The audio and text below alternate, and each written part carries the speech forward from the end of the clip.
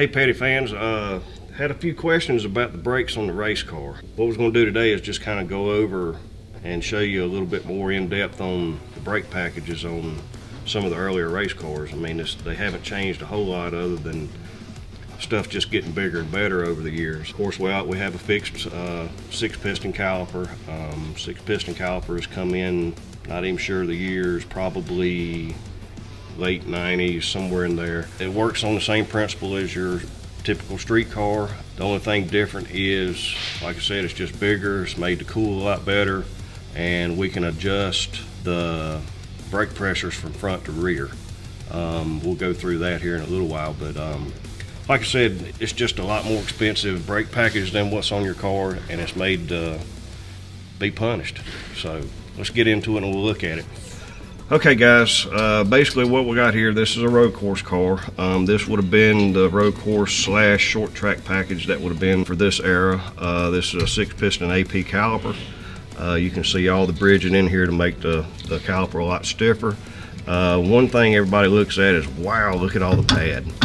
And you can see the pad in there. I mean, most street car pads are what, 1/2 to 5/8 of an inch thick, and they last 60 to 70,000 miles depending on how hard you're on them. We start out with a 30 mil pad here, and we use them in about 3 hours. The pad compound that's here naturally is a lot more aggressive than what you have on your street car. Your street car is really designed to run at a temperature range of really low to nothing, because your brakes are going to stay cool on your car for the most part. These pads are designed to operate in about the probably 15 to 1700 degree range. So at 15 to 1700 degrees, if you watch on the races, you'll see these rotors are actually glowing, and I mean, you got to do that to be able to get through the corners. This rotor being that hot, they ran into an issue of actually these vents here actually pump air, the hot air off of the rotor and blow it this way. They were having trouble with the heat coming off a rotor actually melting the bead on the tire. So that's where this shield came into play. And this is a titanium shield actually designed to block the heat from going straight up onto the bead of the tire. That significantly cut down on the amount of bead failures. This is the rotor and this is the hat. All right, you see our rotors are bolted on through here with these small bushings. And the reason for that is we can actually block a lot of the heat from coming into the hub by putting this aluminum hat on. Also, we go through these every week. So what that allows us to do is unbolt the rotor, discard the rotor, and keep the hat. We use the same bushings and all that to go back together, but like I said, we can get rid of this expendable, consumable cast iron rotor. Also, if you look at this piece here, this is also another piece of stainless right here. This came about in probably the early to mid 90s. It became called the Lug Nut Guard. Picture this being a lug nut. This lug nut would actually fall in between the hat and the caliper and jam up the wheel. So when they were changing tires, the nuts bouncing around whatnot, they would go up in here and fall through here and then get lodged in there, locking the wheel up. So everybody started designing these to keep the nuts from falling in there. Remember we was talking about the intense heat right here generated by the rotor. In order to keep this system cool, we refer to this as the eye of the rotor. And basically what it is we're trying to pack all the air we can right here to keep this brake caliper and rotor cool. So what we do is we actually use a carbon fiber duct. So this duct will actually come over here and go over the lines and whatnot and bolt into the spindle to pack air into the eye of the rotor to force air through the vanes of the rotor to keep it cool.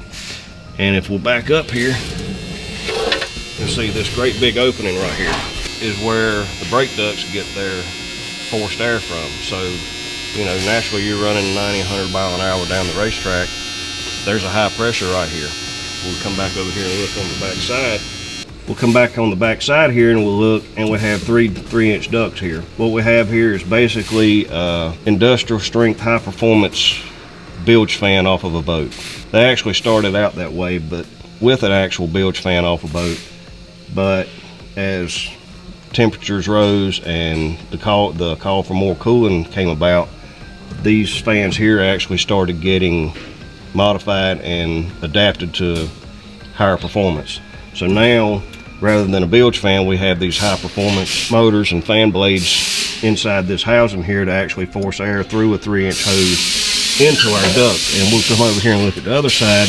We can kind of see what the whole package looks like without the hose. So now on the other side, we kind of had this staged up for you so you can see without scoops and then with the scoops. So this in here, the scoops actually mounted on the caliper. You'll see your 3 hoses here. You got 3 hoses up here. We got 2 bilge fans blowing air into here, and then we have 1 pass-through. Basically, you have several hundred CFM of air blowing through here, forcing air into the rotor to keep it cool. If you recall, I was talking about being able to change the pressures from front to rear, and what that does is it eliminates a wheel hop, or it can actually be a tuning part of the setup. Basically, you start out at one pressure that you know where you're at, and the driver can adjust accordingly from there. And the way we do that is, this is called a trunnion. And I don't know if I can move it or not, but as you turn this, it actually moves the fulcrum of the master cylinders. Speaking about the master cylinders, if you ever looked at your car, your street car, your master cylinder is one piece. It might be a dual master cylinder, but the piston is all in line. Basically, what we've done, or what the racing industry has done, is we got 2 master cylinders with a balance bar in between them. As we move the trunnion back and forth, that changes the ratio of how much pressure it puts on each master cylinder. You can see we got a reservoir up here. We got lines coming down to feed them, and then the lines come out going to the different ends of the race car. Same style master cylinder on the clutch. Clutch runs down, goes directly to the clutch, hooked to the pedals. Like I said, by moving this trunnion, we can actually change the pressures, the line pressures from front to rear. Okay, we're gonna move to the rear and kind of show you what the rear looks like. Again, we have a 4-piston AP caliper in the rear. Typically you have less rear brake because the front does the majority of the braking. When the car rocks forward and you're under braking, you can use a lot more there. This end actually gets lighter, so you use less brake here. We still start out with like I think it's a 26mm pad, so it's still way bigger than your street car pad. But like I said, you use less rear brake here, so you don't need quite as big a system here. Again, we're back to the cast iron rotor bolted to the aluminum hat to keep the heat from going into the hub. There will actually be a duct back here.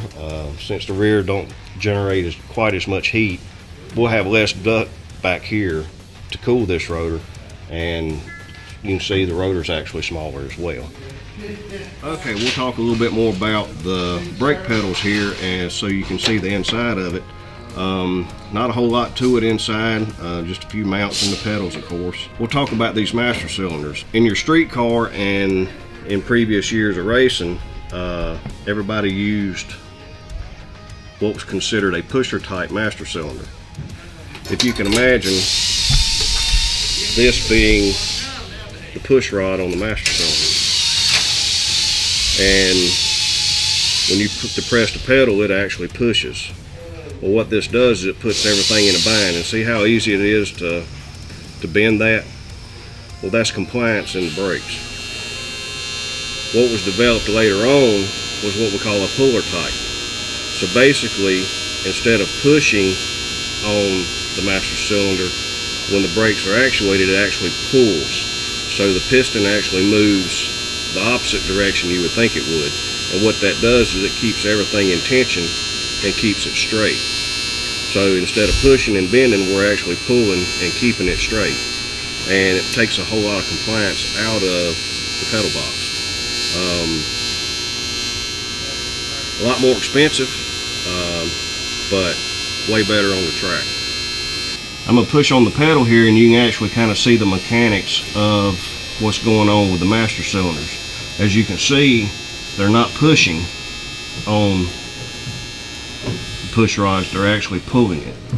And like I said, that keeps everything in tension, so therefore keeps a lot of compliance out of the brake cylinders. Okay, you remember me talking about being able to adjust the brakes as far as tension pressure front to rear. This is the actual cable that actually goes and hooks to the trunnion on the pedal box, and this is in reach of the driver. So basically this would lay in the car somewhere right in here, attached to the leg brace or the dash or wherever they decide to put it, wherever the driver can reach it. And he can turn this knob in quarter turn increments to adjust front and rear, so they can adjust the pressure within 5 to 10 pounds each click from front to rear. So we could have